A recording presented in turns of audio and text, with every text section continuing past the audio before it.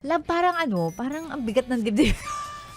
Am I dying really? In the middle of a meeting with Sir Juan? Kabayaran na yan sa kasamaan ng ugali. Uy, grabe! Huy, alam nyo, chika ko sa inyo. Kahapon meron akong meeting with yung boss, ganyan. Nakakaloka kasi, alam mo, kahapon, akala ko, I am having a heart attack. Akala ko heart attack ako kasi ang lala nung heartburn ko kahapon na I never had that kind of heartburn ever. Kaya sabi ko, am I dying? Am I dying really? In the middle of a meeting with Sir Juan? Ganun talaga yung nasa isip ko. So parang, midway nung meeting, sabi ko, shit, hindi na ako makapag-concentrate kasi pinapakiramdaman ko kung ano ba to, parang nandun ako sa part na mag-excuse na ba ako? Sasabihin ko na ba sa kanila na I'm actually not feeling well and I'd like to go to the clinic or maybe sa emergency, ganyan. Tapos sabi pa ng asawa ko, syempre dahil ka-chat ko yung asawa ko, sabi ko, love, parang parang ang bigat ng dibdib. Sabi ko, parang ang bigat ng dibdib ko. Kabayaran na yan sa kasamaan ng ugali. Uy, grabe! Hoy, hindi naman purely masama ang ugali ko. Wait lang, patapusin mo ko. So, sabi ko sa asawa ko, sabi ko sa kanya, love, parang ang bigat ng dibdib ko. So, hindi ko alam kung heartburn ba to, ganyan. Kasi nagdududa ako, I had heartburns before. And even yung feeling na kapag pagka nakainom ka ng malakas na kape and you are not used to it, yung parang ang sakit ng dibdib mo, ganun. Experience ko naman na yun. Pero yung heartburn ko kahapon was different. Na parang, parang yung antagal. Usually si heartburn, like a few minutes lang naman eh.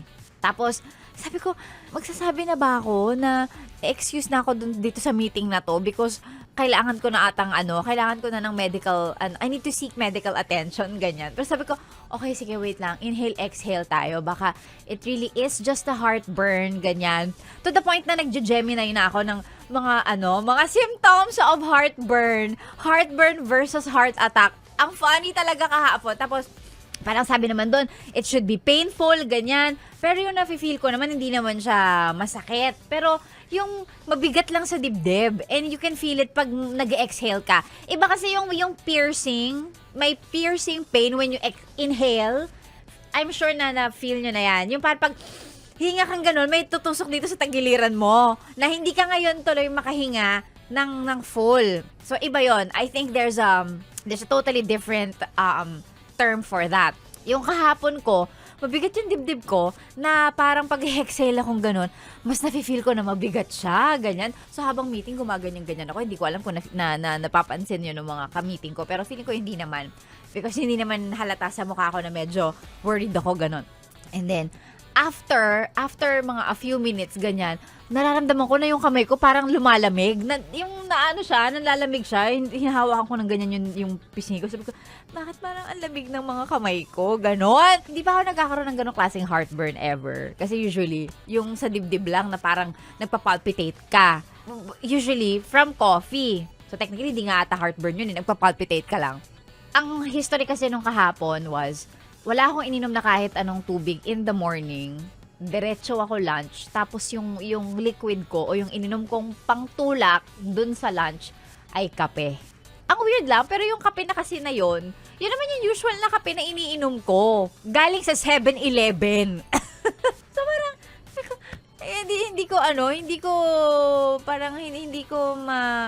parang hindi ako makapag-decide kung ano ba to? Like, hindi siya familiar sa akin. Sabi ko, oh my God, nanlalamig na yung mga yung mga kamay ko, ganyan. Nanlalamig na yung kamay ko. Sabi ko, pag sumakit pa to, pag nag-escalate yung pain, pag nag-escalate yung pain, sabi ko, shit, talagang magsasabi na ako dito na, sir, I can't do this anymore. I can't do this anymore, sir. I need to seek medical attention because I'm not feeling well. Pero, hindi naman umabot sa ganon. Natapos namin yung meeting, ganyan. Nakabalik ako dito sa office ko. Just trying to relax, ganyan. Pero andun pa din, medyo parang umabot ng halos mga an hour or more yung feeling na parang ang bigat niya. Ganon. Sabi ko, shit. Parang, like, first time yon. But yeah, maybe it was because kumain ako, tas wala akong tubig na ininom. It was diretsong kape.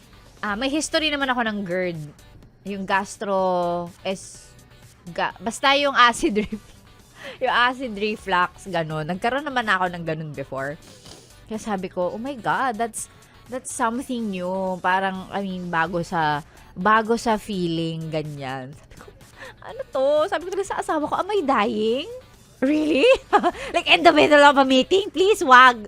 Kasi, akala ko talaga, heart attack ba to? Pero iniisip-isip ko kasi, well, hindi naman masakit yung limbs ko. And it's really just here. Hindi naman lumalala yung pain. Talagang ang bigat lang ng dibdib ko. Nakakahinga pa naman ako ng okay. It's really just mabigat. Pero kasi pag ginugel mo, Dr. Google tayo eh. Pag ginugel mo kasi, kasama kasi yun dun sa symptoms ng ng atake. There's like crushing, like, mabigat yung dibdib.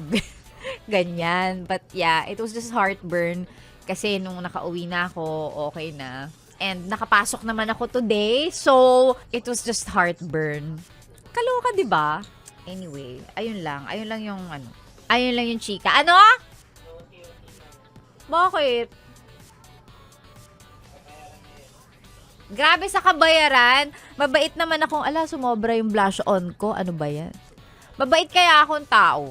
Mabait ako sa mga taong mabait sa akin. Ayun, eto na naman tayo. Which is totoo naman. Alam nyo, pag trentahin na kayo, ibabudget nyo na yung goodness na pwede nyo ibigay sa mga tao. Kapag ka ako, feeling ko hindi mo naman deserve yung kabaitan ko or yung friendship na kaya kong i-offer, hindi ko i-offer sa'yo yun. Nonchalant lang ako sa'yo. Pero at least, hindi kita tatarayan.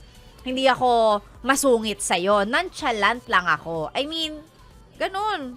Pero kung mabait ka naman sa akin, ganun, I reciprocate. No? Grabe ka sa akin na kasi masama ang ugali ko. Hindi ako ganun, no? Mabait kaya ako. Syempre, hindi mawawala ang nose line. Nose line. Hanggang nose line lang tayo. Hindi naman tayo willing Hindi tayo willing magpa-rhinoplasty because hindi ako makakapag-dive pag nagpa-rhinoplasty tayo, di ba?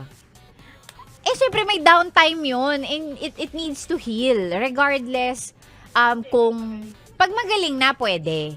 Pero syempre ang healing time nun, at least you have to wait 6 months to a year. Depende kung ano yung klase ng rhinoplasty na ginawa sa'yo, kung ano yun, kung yung may implant na nilagay or if it's a cartilage na diba? If it's a foreign object na nilagay or kung cartilage, regardless, may healing time eh.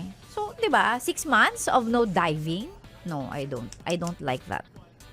Ano pang ginagawa mo dito, ha? Sinasabi ko na nga ba eh. Solid yes friend ka talaga. Dahil nandito ka na rin lang, sige na, Mag-like at mag-comment ka na. Mag-subscribe ka na rin at i-click ang notification bell. Para mapasali ka sa mga kalokohan namin. bawal na bawal mag-no